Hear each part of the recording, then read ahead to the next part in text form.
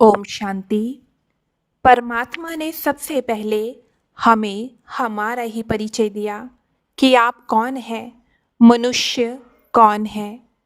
परमात्मा कहते आप एक आत्मा है जो भ्रिकुटी के मध्य में विराजमान है। इस शरीर को चलाने वाली आत्मा है। आत्मा एक छोटी सी बिंदी है, बिल्कुल छोटी सी बिंदी सितारे के समान। भगवान कहते बच्चे स्वयं को पहचानो, आप कौन हैं। आप एक आत्मा है जो अजर है, अमर है, अविनाशी है, जिसे आग जला नहीं सकती, पानी डुबो नहीं सकता। भले ही शरीर विनाशी हो, 5 तत्वों में मिल जाता है, लेकिन आत्मा तो अमर है, अविनाशी है। आत्मा ही एक शरीर छोड़कर दूसरा जन्म लेती है कर्मों के अनुसार। आत्मा के कर्म जैसे होंगे उसे वैसे ही घर में जन्म मिलता है। परमात्मा कहते आत्मा निर्लेप नहीं है। आत्मा ही शरीर को धारण करके अच्छे व बुरे कर्म करती है।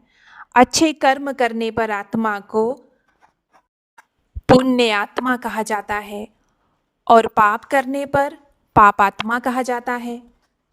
आत्मा जो कर्म करती है उसका हिसाब किताब या तो इस जन्म में भुगती है या आने वाले किसी भी जन्म में उसे भुगतना ही पड़ता है।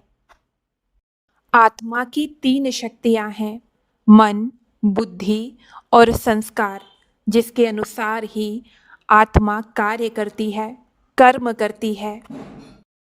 आत्मा की भेंट एक गाड़ी से की जा सकती है।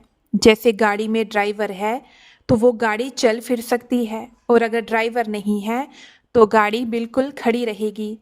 वैसे ही आत्मा अगर शरीर में है तो शरीर चल फिर सकता है, कर्म करता है, और जब वो आत्मा शरीर से निकल जाती है, अलग हो जाती है, तो शरीर मृत हो जाता है, बेजान हो जाता है। शरीर 5 तत्वों से मिलकर बना है और 5 तत्वों में ही समा जाता है, लेकिन आत्मा विनाशी नहीं, अविनाशी है, जिसे काल भी खा नहीं सकता। कलयुग में रहते हुए माया के प्रभाव से हम स्वयं की पहचान को भूल गए हैं कि हम ये शरीर नहीं, इस शरीर में विराजमान आत्मा है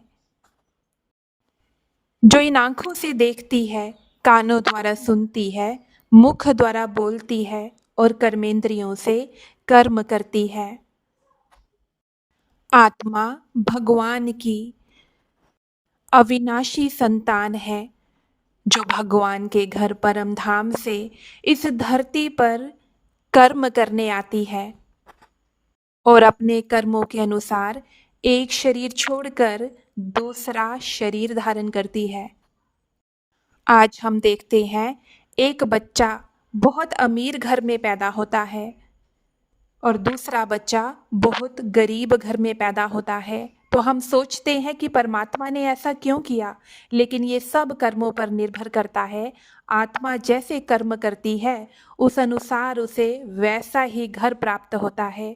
तो कर्मों अनुसार परमात्मा ने कहा कि आत्मा निर्लेप नहीं, आत्मा ही अच्छे और बुरे कर्म करती है, शरीर को छोड़कर दूसरा शरीर धारण करती है। आज हम जिस दुनिया में रहते हैं उसमें हम स्वयं की पहचान तो भूल गए हैं, लेकिन परमात्मा कौन है ये भी हम नहीं जानते। तो परमात्मा कहते हैं सबसे पहले तुम कौन हो ये जानना ज़रूरी है। तुम ये शरीर नहीं अपितु आत्मा हो। इस शरीर को ही धारण करके आत्मा कार्य करती है। तो परमात्मा सावधानी देते हैं कि बच्चे कोई भी कर्म करने से पहले हमेशा याद रखो कि आत्मा पर ही अच्छे और बुरे कर्मों का प्रभाव होता है।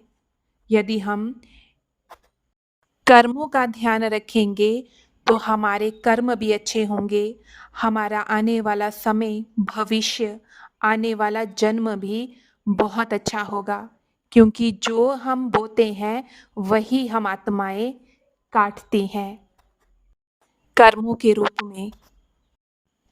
भगवान कहते हैं, बच्चे, तुम सुख शांति की तलाश के लिए कहाँ कहाँ नहीं भटकते हो, लेकिन सुख शांति बाहर कहीं दुनिया में नहीं, हम आत्माओं के भीतर ही है। हम आत्माओं का मूल स्वभाव ही शांति है, जो हमारे भीतर ही है, जिसे हमें महसूस करने की आवश्यकता है। ओम शांति।